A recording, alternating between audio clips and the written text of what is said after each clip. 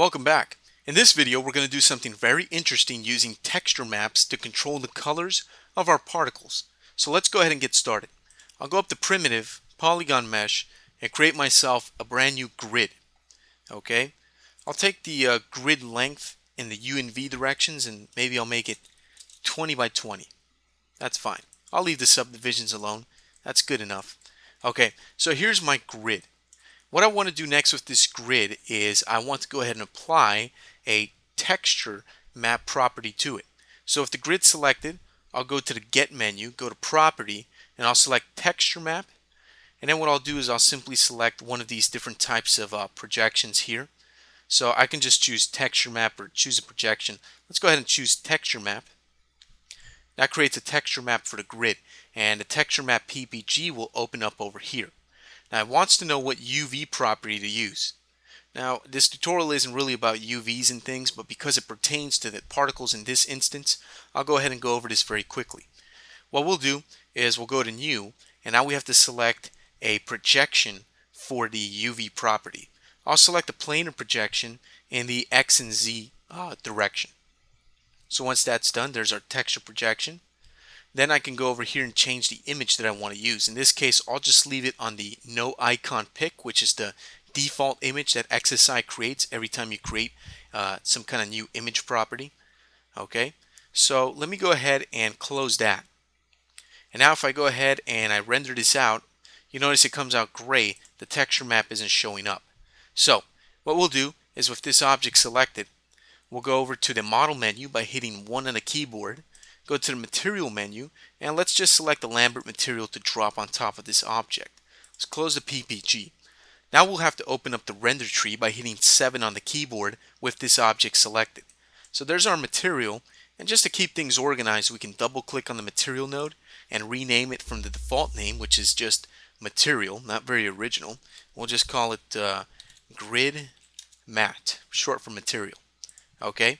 Now what I want to do is open up this Lambert node and click on this little wrench icon over here on the right next to diffuse. And with that, I'll click on image.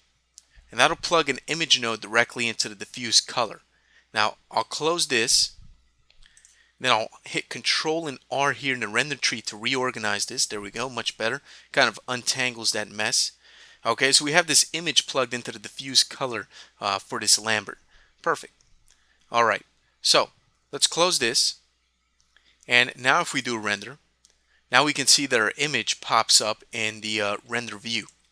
Okay, now let's go ahead and with this object selected, let's give it some ice particles. So let's hit 4 on the keyboard to go back to simulate mode, and what we'll do is we'll go over here to ice, create, emit particles from selection. Okay, let's hit Alt and 9 to open up the ice tree. So here's the ice tree for this particle system. What we want to do is we want to get the texture map property to use for this emission. Because if we emit particles now, you notice that they just come out as these yellow points. And that obviously is no good.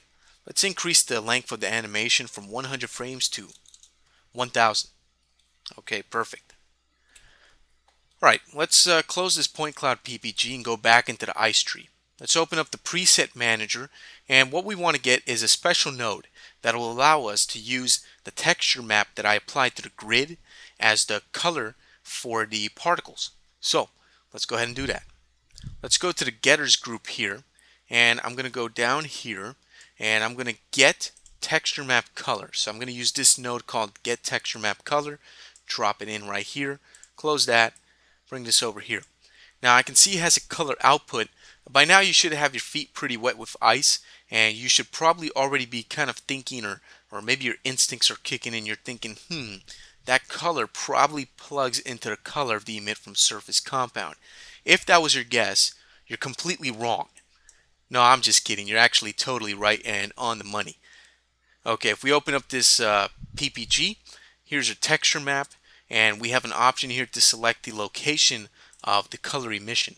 We can select the emit location, which is a default, or stick, slide, goal, or input. In this case, that's kind of outside the context of what we're talking about, so we're not going to get into that. So what we'll do is just plug that in there and leave that there. We'll go back and play the simulation again. You notice the colors have completely changed on the points of this particle cloud. Now they've inherited the colors of the texture map on that object. So in order to get this to look pretty good, what I'll do is I'll open up the PPG for the emit from surface compound. I'll go down here to speed, and the speed is set to 5, which is why these particles are flying up like that, and I'll knock down the speed to 0.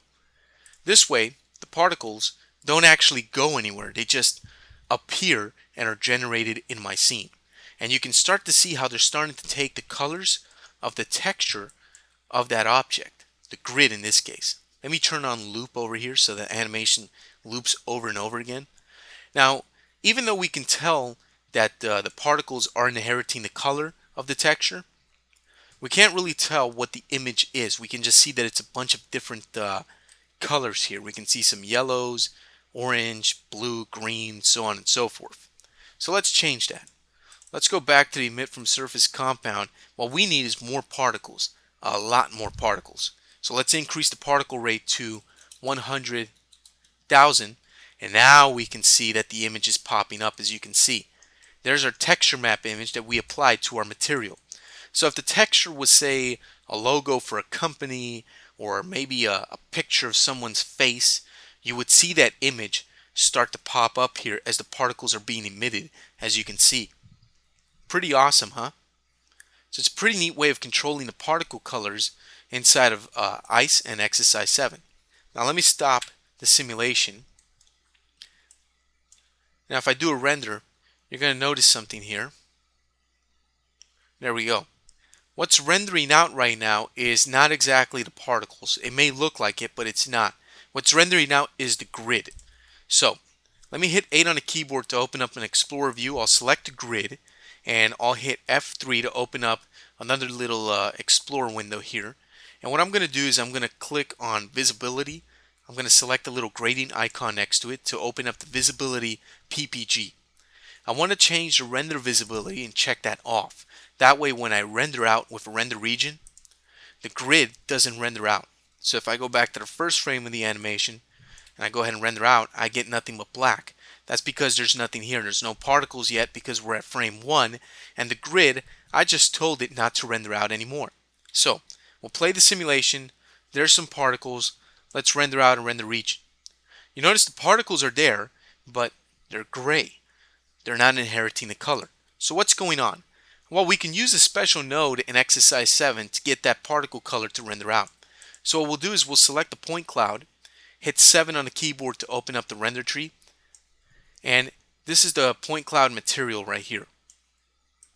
It's just the regular scene material with a Phong node and whatnot. So what we're going to do is we're going to go over here to the preset manager, and you notice that we have all these different categories of shaders. If we go up here, we have shaders. We can select ice nodes. We can select materials. What we want to do is go to shaders, and we'll see we have all these different categories. This looks just like the preset manager from the ice tree. It's basically the same thing. Here's all our nodes for bump maps, environment shaders, illumination shaders, texture shaders, so on and so forth. What we're interested in is a new category in Exercise 7 called attributes. These attribute shaders take data and information from the ice tree and allow you to plug it into your shader network in the render tree. So let's go ahead and grab the color node and drop it into our render tree and close that. If we open up the attribute color node, we can grab an attribute from the particles that we have selected. So we can grab the color, for example, by opening up this drop down box and selecting color, close this, and then we could plug that color into the Phong shader. And what we want to do is plug that into the diffuse color of the Phong shader. So let's close that, and now let's do another render. And now you notice it's a little bit hard to see, but the particles are starting to inherit that color from the actual texture map. Again, it's a little bit hard to see because of the lighting in the scene, the default lighting. But from certain angles we can see this pretty good. You can see that here's the green, here's the cyan, yellow over there. And if we really want to see this much better, we can open up the emit from surface compound and change it from points to, say, something like rectangles. We can change it to little rectangles, which might be easier to see in a render. So let's render that out. And that is much easier to see in the render. So there it is. There's our texture map being emitted by our particles. Pretty neat way to do some interesting effects like logos and things like that. Okay, so that's going to do it for this video. I'll see you in the next one, and we'll continue working with ice and exercise 7.